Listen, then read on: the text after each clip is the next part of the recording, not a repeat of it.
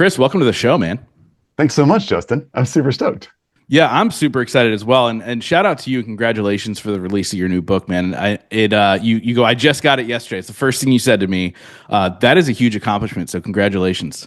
Yeah, literally, like the UPS guy pulls up, and I'm like, "Oh my gosh, dude, you got to see what's in this box!" It's so excited. Yeah, I love it, and it's so funny because obviously you think about that day as I'm writing a book now. You think about that day, and I imagine I only have stepkids. I don't have my own kids, but I imagine it's like birthing a child, right? Because it is a ton of work that goes into it. This is way easier. It didn't keep me up last night either. That's pretty cool. You probably slept better, right? Like it was like the Slept so euphoria. well. Yeah. I love it, man. So why don't we start out with who is Chris today, and then we'll break down how you got there because I know it's quite the journey. Oh, that's a good question. Chris, today, I'm going to start with the stuff that matters to me most. Jill and I have 5 kids. Jill and I have been together for 30 years now, married for 26 of those years, and we Wow. got 5 kids who are 18 to 24. I'm so thrilled with what we have. I like, dude, people always say it's about the relationships, and it really is. It's relationships and experiences, and our life is just full of those now with home relationships, work relationships, clients, colleagues, people like you that we just get to hang out with that are just like the most unique, interesting people ever. And getting to have experience, that's what it is. That's what my life is about right now. It's so cool. Yeah, when you read your story on your website, you talk about how, you know, you're working like crazy, as many young entrepreneurs do, and you're burning the candle at both ends. And I've been there, right, working the sun up to sundown and beyond. As a matter of fact, when I started the entrepreneurial journey, it was a side hustle, so I was working a full time job and then working another full time job just to get something off the ground. And similar to you, I finally kind of said one day, like, I'm sick of this. I'm sick of constantly working. Like this isn't what I wanted, right? I wanted to escape this. I wanted the time freedom. I wanted to spend time in my relationships. I wanted to build relationships with people that mattered. And I really set out intentionally to build a business where now I work 2 to 3 hours a day. I usually don't work Fridays unless I'm just like, oh, I'll just go get some work done because I want to. And it's really been a blessing. But for you, what happened with you? Like, where did that shift happen for you? Where I'm like, I need to start making more and working less.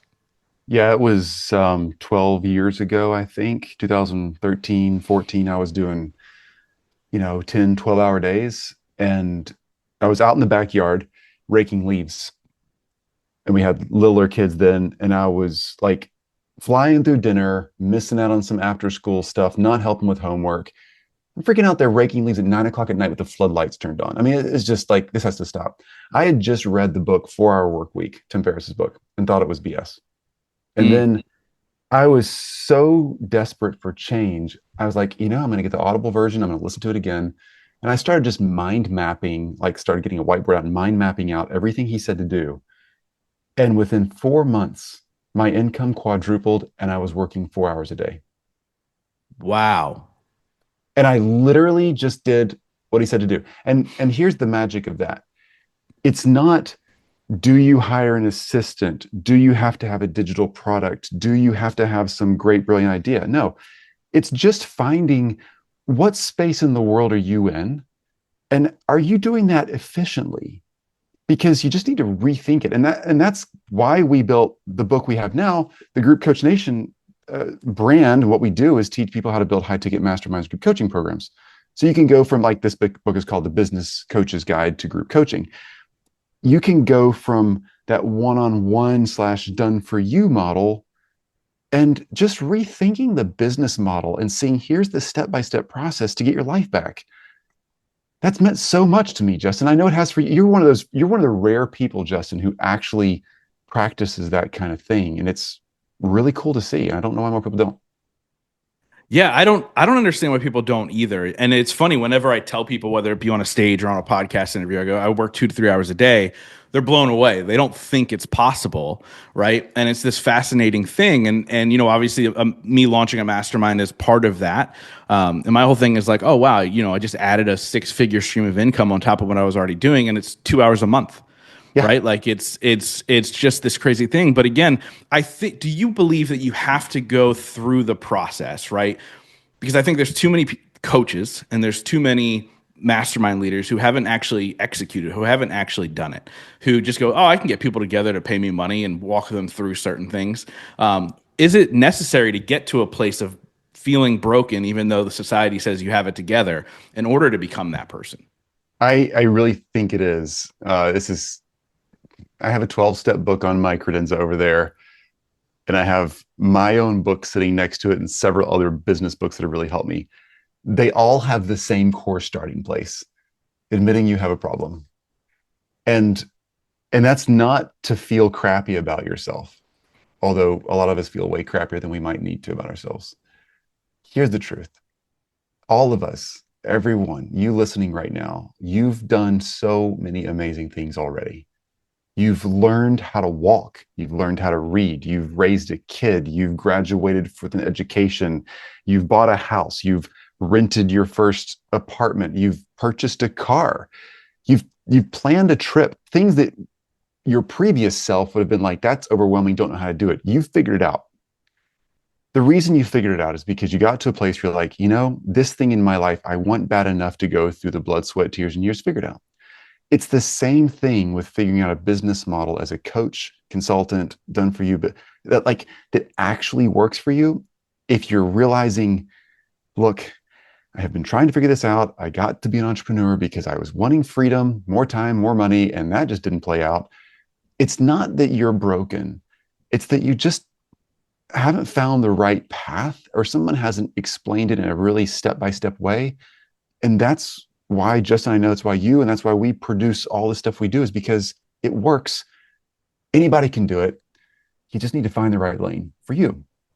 Yeah, I love that answer, and it's so true. Like you have to admit that you have a problem is a great first step, but also the acknowledgement, like you mentioned, of like you'd be so proud of yourself if you just took a step back and thought about where you were 5, 10, 15 years ago. I remember a number of years ago, I posted a reel that went semi-viral.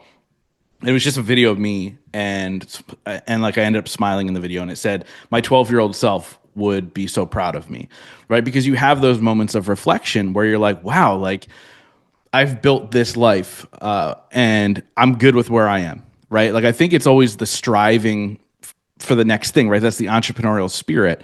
How are you able to, in a sense, find joy in where you are, where you can, not burn yourself out, but on the flip Oh, side, still be able to push forward when needed? Does that make sense as a question? it does, yeah. So here's how I do it. Again, all of you need to find your own space in this, and I like talk about this in the book. The stuff like from chapter one. Chapter one is like diving diving straight in. That's a joke. Literally diving straight in, because Jill and I are shark diving in chapter one. Like we do extreme vacation adventures. That's Jill and I. We love it.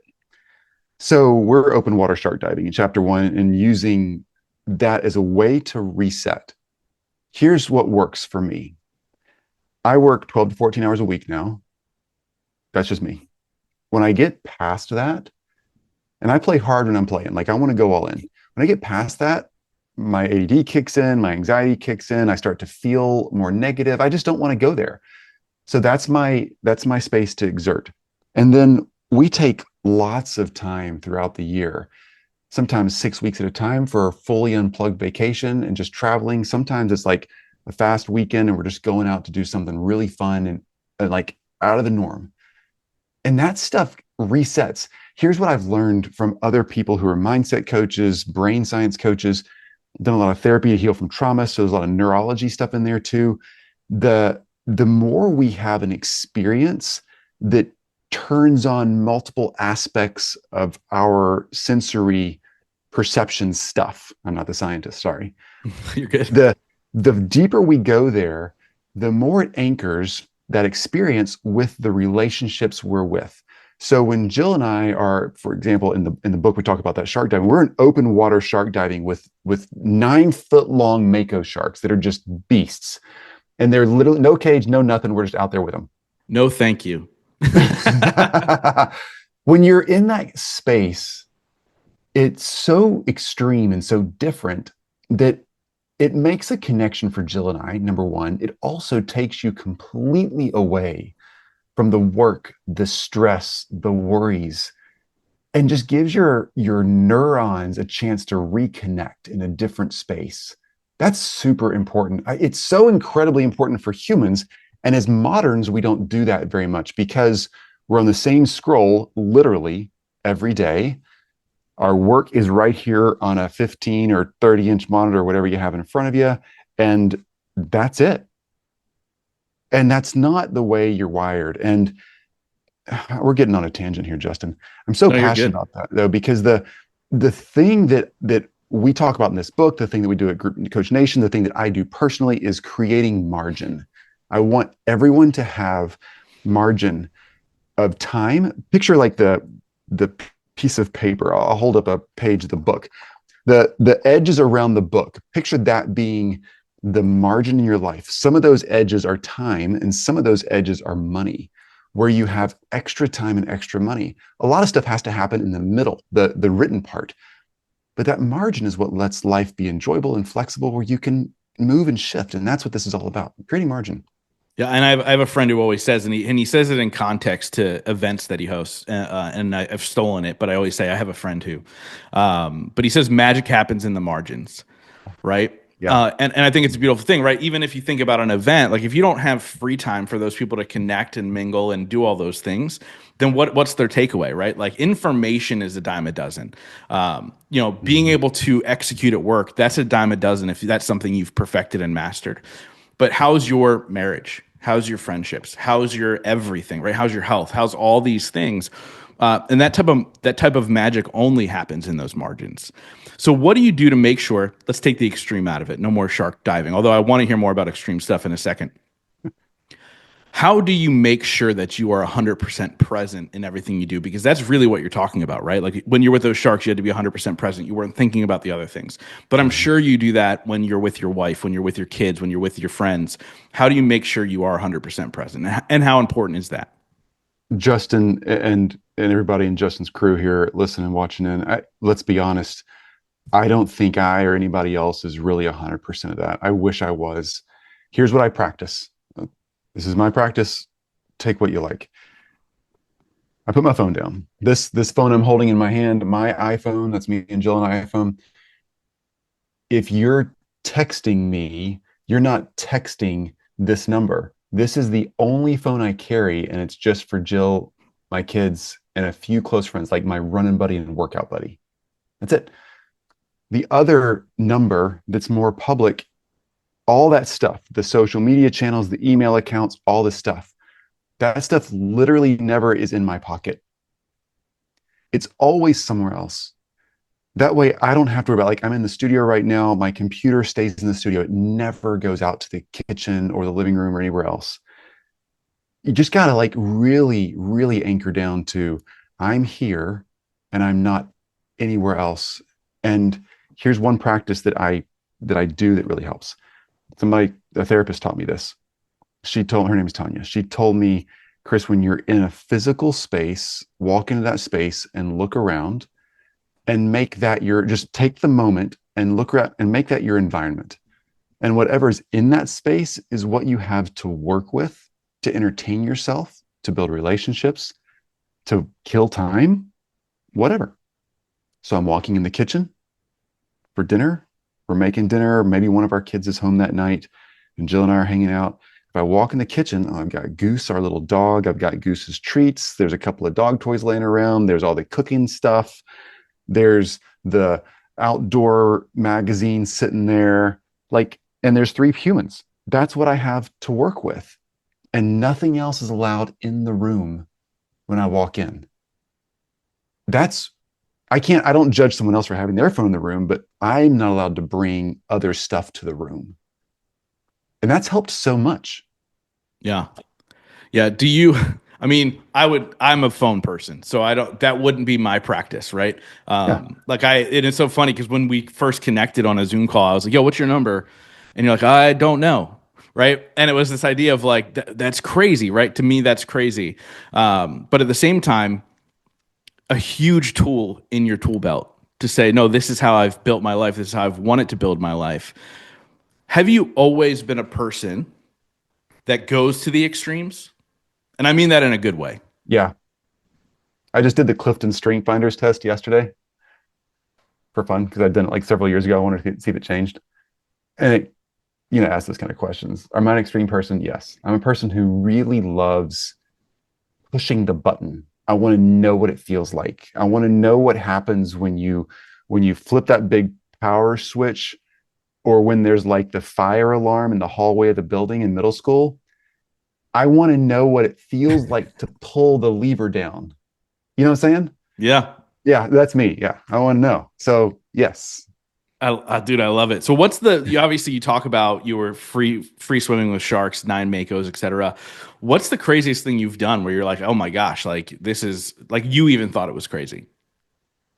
Two things I think, both water, interestingly. One is swimming with sharks, open water swimming with anything large, being in wildlife, bears, big cats, those kind of things, anything that's big. But the water's scarier to me because you're not a terrestrial like environment. You're not in a terrestrial environment. You're in the water. There's just 360 degrees around you, and that shark is like at home. That's scary. That was the one of the few times that Jill and I have gotten out of the water, and we were with a National Geographic shark guard. This guy keeps the sharks, the great whites and stuff, away from the film crews when they're out there doing their work. And we were with a 15-year shark, a Mako shark researcher. All she did was Mako shark research. So we were with pros. But even then, we felt like, wow, that's real. That's really, really real. The other time Jill and I were out, we like to play like we're surfers. We're not really good at it. And we were out riding a big board together, just paddling around, having fun on our knees. And there was a hurricane coming in, and we were out there because the hurricane was coming in because the waves are good, right? Yep. And we both got back and went up to the house where the kids were, and we were like, yeah, we shouldn't have done that. That wasn't smart. Yeah, yeah. It's funny. I grew up on the beach, and I've only surfed once, and so I was always that person where, and it's funny now because I've been doing this podcast for 9+ years. I feel like I've gotten pretty good at it. I was terrible at first, but I used to be the person who, like, if I wasn't excellent at it right away, I'm not doing it again. So like surfing, I kept falling. I couldn't even get up on the board. So I was like, yeah, I'm never going to do that again. I remember I think it was my 15th birthday or something, my dad bought me a bass guitar, and I chose bass guitar because I thought it'd be easier than regular guitar because it had 4 strings instead of 5. And I took 3 lessons, and I was terrible, and I put the bass down and never picked it up again. Like that's who I always was. And it's fascinating to kind of see the evolution of me as a person to be like, look, even if I'm not the best, if I enjoy it, I'm going to keep doing it. And that's very similar to like the surfing experience for you. And by the way, sharks are crazy. Like I have this weird fear of whales for some reason. Like the water thing for me is crazy. And I've gone whale watching. I'm in a boat. They're a big boat, and they're there. You can kind of see them from a distance. But I just saw this reel the other day. A guy was windsurfing, and a whale jumped out of the water and hit him. Oh my gosh. Like hit him, took him out, and then all of a sudden, like the video stopped and he came back on. He goes, "A whale just jumped into me," and I was like, "Obviously, dude, we all just saw it happen." It was unbelievable. So, like the water, I'm so fearful of it. So I totally understand the idea of like, you don't have as much control, right? Like You it's know, not your element. here's the lesson, Justin. This is not in the book. This is free. we're we're going to drop everybody a link here in a minute. Please get the pre-order, buy the Kindle, leave us a review. We want to hit the bestseller list, do all that stuff. I think it's like 99 cents or $1.99. This is free. You don't even have to pay the $2. What a deal. Here's the lesson for the water sports and life. Freaking wear the life preserver. Okay? When Jill and I were out on that big board together, the waves are big. We're coming in. We're getting back on the board because our nose is trying to keep it out. When you go on a wave, you don't want to, if the nose goes in, you're tumbling. We were scooting back fast. We were putting all the weight back, and it just was ripping the heck out of us. We barely made it through that one. We weren't wearing life preservers, dude. The board floats. We're out there together. Yeah. We thought we got each other's back. It was bad. Here's the lesson. Wear the life preserver in life, whatever you're doing as an entrepreneur, in a relationship, raising kids, driving a car. Like, have a plan that allows you to do that safely is the real thing. It's okay to take chances as an entrepreneur, but know where the line is. Have a little cushion of cash. It's okay to like really have fun and do an extreme sport, but know where that line is and wear the equipment, right? I mean, so many areas of life that are really fun to take a chance in, but you can still take that chance, have that experience, and really increase your chances of survival in the process. And that's really important. Yeah, and I think this is a great segue into a lot of what you talk about, which is coaching, group coaching, masterminds, right? And I think especially as a young entrepreneur, a lot of people try and do it themselves. They don't want to admit they're not as good as they are, and they stay away from a coach because well, A, they can't afford it, or B, they're worried to admit that they're not making as much as they say they are to the world, whatever, etc. But masterminds, coaches, mentors, all of these things were my life preserver as I was able to grow as a person, right? And I think I had my first mentor at 19 because I couldn't afford anybody. I had my first coach at 23, and then I've had coaches in business, relationships, wellness, all the things. Like you mentioned it, I've had a coach in it because without it, like you don't even understand where to go next. Mhm. It's a lot easier to fail because it can help pick you back up a lot faster. What is it about coaching that made you fall in love with it, and why has this become your expertise? It's because my biggest mistake, people frequently ask me in interviews wherever I'm at, what was your biggest mistake? That's a big common interview question, as you know. It's not having a coach early enough. I was like you just described me. I was too proud to say, here's how much I was or wasn't making. Here's my mistakes. Here's what I'm good at. I was a fake it till you make it guy. Let's roll in there and be like, oh, yeah, I got this. And you should join it. Like that slowed me down so much. I might have made two sales when I could have like changed the world. You Yeah, know, you can yeah, fake it through a little bit of success, but you cannot radically change the world and your life faking it. Get the help you need. So that's what launched me into this. We were doing coaching. I finally got help, finally realized I want to help more people, and I was able to do the impact, and things started growing, and I was working a ton. And once I figured out going from, I love coaching and consulting, I've always loved that. Once I figured out how to go from a one on one to a one to many model that actually delivered results, like not selling e courses that nobody follows and not having 1,000 people in a group that nobody can actually get questions answered. It's like legit, solid, like real 10, 20 person groups. That just, it did two things. It launched our business in a different way, but it also, like the fulfillment level of being able to be really close to people and see their lives change, but at scale has just meant the world to me and my team. It's been so cool. yeah. And dude, I'm so glad you mentioned the online courses. So I had launched an online course when COVID hit because I lost 75% of my income. People had asked me for years to launch a course on podcasting, and I was like, fine, I'll do it. And I launched it, and it was doing well, and people were buying it. And I ended up shutting it down after about a year because the average person only finished about 60% of the course. And so, you're watching on the back end, like how much are they getting through? Where are they stopping? I thought it was on my end, right? Like, let me correct some things, move some things around, and you make it a little bit easier to navigate and doing all these things. And I'm just like, nope, they're not executing on the back end. And that's when I shut that down. I launched a community of people on a lower end because that's who I was talking to at the time, and then to see that move happen, right? It's the accountability within those groups and within that coaching process that help you take that next step and actually execute on it versus like buying the course and going, oh yeah, I'm just going to do this and I'm going to launch this business, this whatever. um is that what you've noticed as well when you finally hired that coach? And now let's talk a little bit about what you guys do as an organization too. Tell us a little bit about that. Yeah, finally hiring the coach, it has been a huge change for me. Yes, to answer that question directly. What we do as an organization, Group Coach Nation, we build high ticket masterminds and group coaching programs. We advise on a lot of programs around the world. I'm super grateful for our incredible clients. We interview people and do a ton of research. And we put together here's the through lines that make great group coaching programs work or fail, or make great masterminds work or fail. This book right here is the group coaching book. It has interviews. I mean, there's tons of interviews and case studies in this book.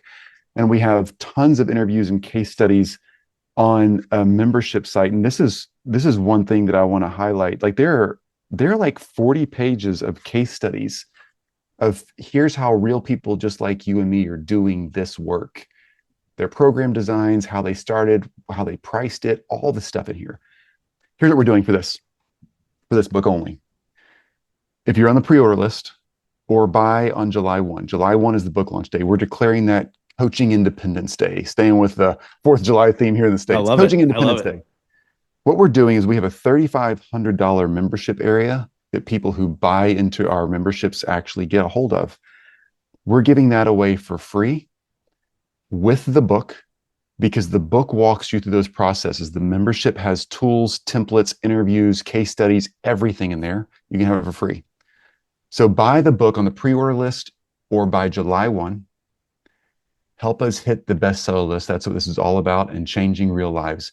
And we're going to give you the membership area for free, and you're going to get a unique invitation code to join one of our 2-day summits. We're putting together a 2-day summit just for this event that's going to be in September. So July, you get the book, you get the membership area. That gives you like 60 days to go do the work. And then we're doing a 2-day summit to say, okay, where are you at in the structure? Where are you stuck? And let's get you moved to the next level.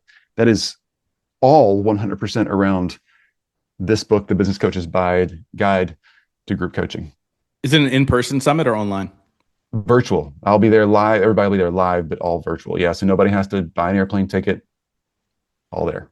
Dude, you've made it seamless, and I think it's foolish for people not to take advantage of this offer. Where do they go? Can they buy the book on Amazon and give you a code? Do they Yes. go to a website? What's the deal? Yep. Buy the book on Amazon. We've got it. We've got everything digitally set up. So you're going to have a link at the bottom of this episode, has a link down below where you're finding this. However Justin sets it up. That link will get you straight through. Go ahead and click it and do the pre-order on the Amazon book. And on July 1, it's a Kindle book right now. We can also ship you one of these if you want to pay a few extra bucks. We can give you a real book. And when you get that on July 1, it opens the door to the membership area. All the stuff happens. You can pre-order between now and July 1. If you were after July 1, we'd love for you to have the book. And you're gonna have to reach out to us because the membership will be a different setup. So who's it for? Are you talking to people who are coaching one-on-one, people who want to coach, people who are already in group coaching, people who already have masterminds? Who's it for? It's for people who are in coaching space. So you're doing, let's just put it out there. You're coaching, doing some one-on-one coaching work, consulting work, that kind of stuff. You're taking your expertise and you're helping change the world. A lot of those folks, you may, like anybody listening in, you're probably including this, you doing maybe some done for you work, you're coaching and doing some work for people. If you're like, I have got to figure out a way to get more clients in the door and serve them in a faster way that actually changes their life and brings in results. We literally walk you through, how's that market going to look? How are you going to message that market? What's your offer going to look like? How are you going to price it? How many weeks should it be? What should your content look like? All of that is literally step by step, chapter by chapter, with the templates, fill in the blanks. You get to the end of the book, you have a program. I love it, man. I love it. So I want to ask you a question I ask every single person on the show. It's a two-part question. The first part is, what is your definition of success? And the second part is, what are 3 things you do every single day to ensure that success for yourself? Question. Definition for success for me is going to be healthy relationships and experiences that enrich me in those relationships.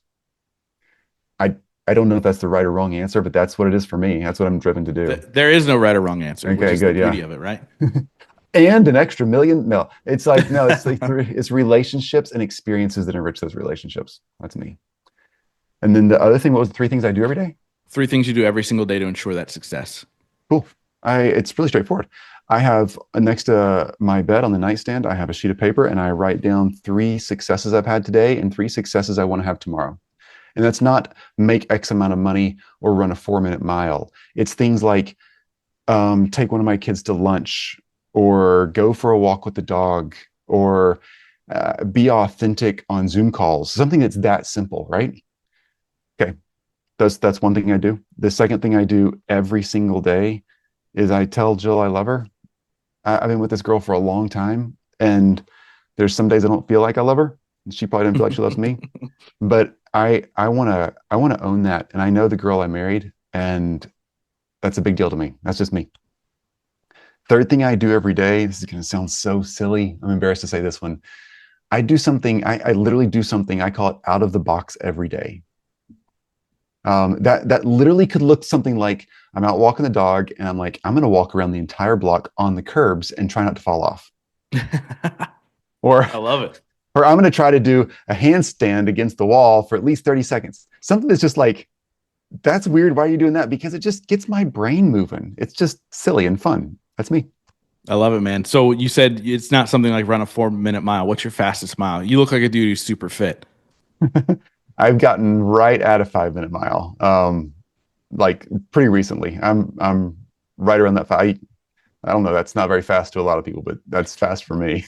That's fat. My stepson runs track, and there's a kid on his team that recently ran a ridiculously fat. Well, he does cross country too, but like he's in the fours every single time, four Oh, something it's every single time. incredible.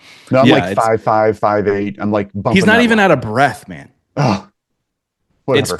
It is unbelievable, and like everybody knows him. You mention his first name to somebody in our area, they're like, "Oh my god, he's amazing!" I Like wish. it's absolutely crazy to watch some of these people, and the feats that they have. So I want to ask you this question as well. At the end of your life, I want you to imagine that that book that we just talked about doesn't exist anymore. Everything you've ever written, created, whether it be a podcast, a blog, or whatever, it does not exist, and you can only be remembered for one sentence. What would you want that sentence to be? He was a good dad. I love it, man. He was a good dad. Yeah, that's that's what I want. I love the kids I got to raise. Honestly, they'll impact the world in a way bigger way than I will. And if I can just not screw them up, then I think that's a win. Yeah, so I have two stepkids. I've been with my wife now for 6 plus years. And so I've seen the youngest is they're 12 and 14. So you guys listening can do the math of how old they were when I met them. And I often can't wait for the day to have adult children and have those types of conversations with them. So what is that like? You said you have a 24 or 25-year-old. They're 18 to 24. So all adults in a sense, right? Yeah, yeah. What's that like being a parent to adult children versus raising them? What's that look like for you? Man, they're their own people now. Like I think Jill and I are moving into the friend zone, colleague zone. Here, if you need us or have any questions that we can answer zone, and totally not the I have some advice for you. That's why I'm calling you up zone. Like what we're trying to do, and again, I'm sure there's some parenting experts out there, people who got 40-year-old kids who know way more than I do. I just hated it when we were younger and people would try to give us advice that we didn't want or weren't ready for. Maybe we needed it, but we weren't ready for it. And I know that the way Jill and I have done family isn't the right way. It's the way we've done family. I want these kids to go do their thing. What does their world look like? And I just want to cheer them on from the sidelines. That's what I want to do. I love They're running their own marathon. I'm just one of the guys in the crowd saying, freaking go. You got this. I love it, man. I love it. And the fact that you can do that means you've done a good job up into this point, right? The idea of, okay, I know they're decent human beings at least. And so they're going to execute on what they need to execute on. So I love that. So I wrap up every single interview with the same question, but before we get there, let's go over the good stuff. Where do they find you online? Where can they follow you? And then let's talk about that title of the book again so they can find it on Amazon. Yeah, my name is Chris Williams. Our brand is Group Coach Nation. If you Google Chris Williams or Group Coach Nation, you will find us. I promise. Super easy. What I want you to do is the one link that will be connected to this podcast is this book. Please go buy the book. You will help us. I'm a community oriented guy. I love helping others. I know you do too. So if you wouldn't mind, go buy the book. It'll help you. And leave us a review read a chapter or two, leave us a review. I really want to know that it's helping you out. That's my goal here. And if we can make some top lists, then it just helps the algorithm and the world shares it faster and easier, and we can help more people. That's what we're doing here on the show, and that's why we're here today. Yeah, guys, make sure you take advantage of this offer too to be able to get plugged into that membership, do that 2 day virtual event, do all the things, because this is the difference between being somebody who listens to a podcast and does nothing, and then listens to a podcast and then takes advantage of an opportunity, because that's what life is all about. So, like I said, I wrap up every single interview with the same question. Since the show is called The Growth Now Movement, that question is, in your life, what has been your biggest moment of growth? Hmm. I love these questions, man. I'm going to give you a deep one. I was raised in a home that was really confusing and really abusive, sexually abusive, emotionally, spiritually abusive. My biggest moment of growth was when I told my dad, my abuser, that I was going to start working and healing on my own stuff. I was 27 when that happened, which sounds crazy that that took that long, but like as a young adult, finally coming to a point where I was like, I need to take some time away from this person who's been so confusing and hurtful, and helpful, and all the weird stuff that happens in abusive relationships. I'm sure many of you have a similar story with somebody. Here's what I want to leave you with: own your shit. Sorry, this episode just went explicit. Own You're your good. crap. Own your crap. And say, here's what I need to work on, and here's the space I need to work on it. Get the help you need. If that's if it's business, buying our book, great. If it's therapy, get a therapist. Find the help you need. Take the action immediately when you get done listening to this podcast, and take the first step. Again, if it's our book, yay. If it's some other thing, some other book, some other therapist, reach out to Justin, whatever it is. Take the action. Don't worry about the next 10 actions. Take the action and start moving. I love it. Chris, thank you so much for coming on the show. And more importantly, for being so brave at 27 to say that to your dad. Because of that moment, you're changing the world. So thank you so much.